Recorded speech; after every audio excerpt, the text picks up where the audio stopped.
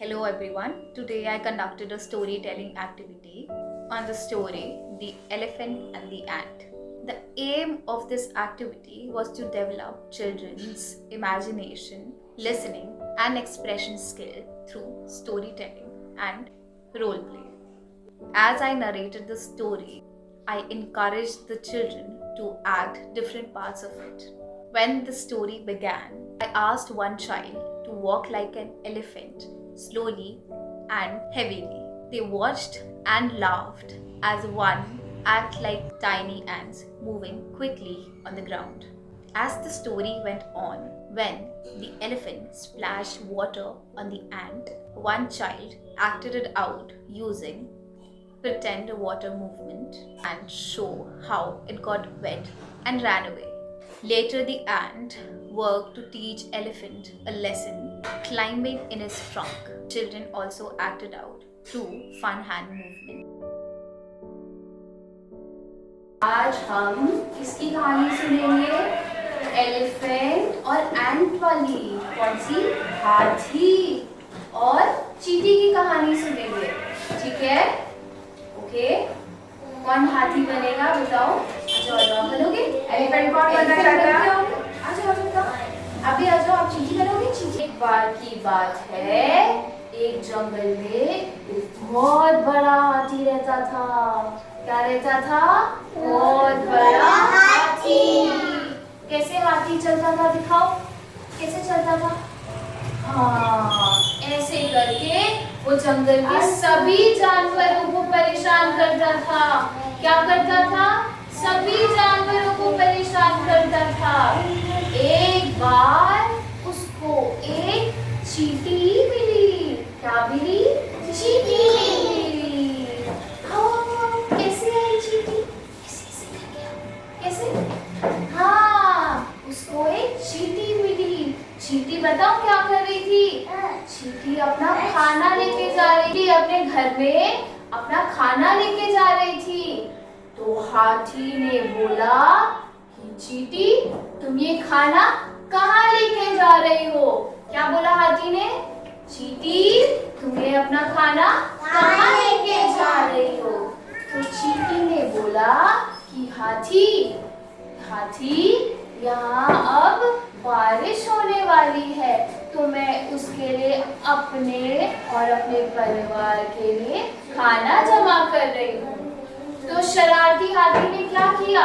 उसने उस चींटी के ऊपर पानी गिरा दिया।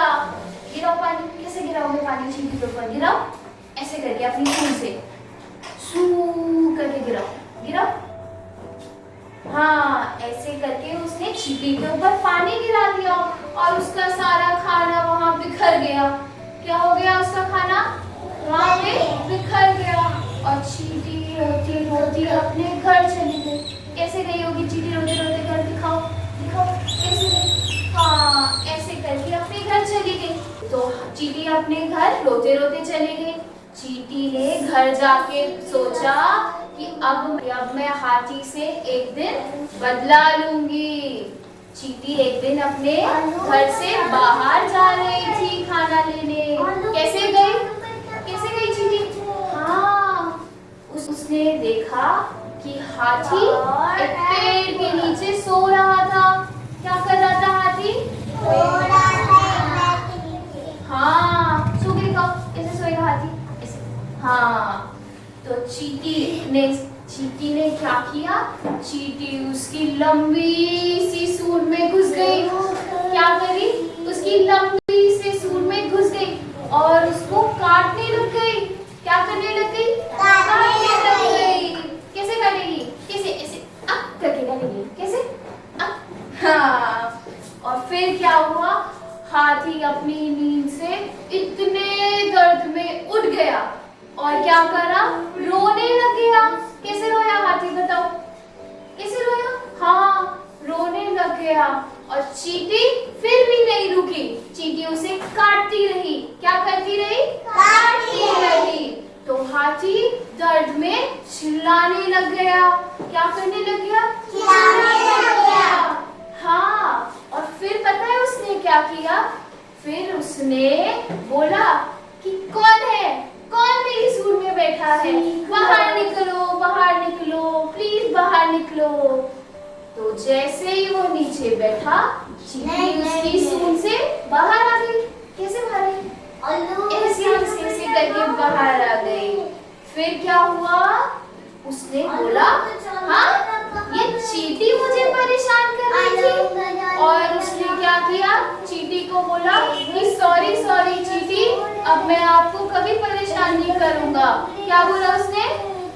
सॉरी चींटी, अब मैं आपको कभी परेशान नहीं करूंगा।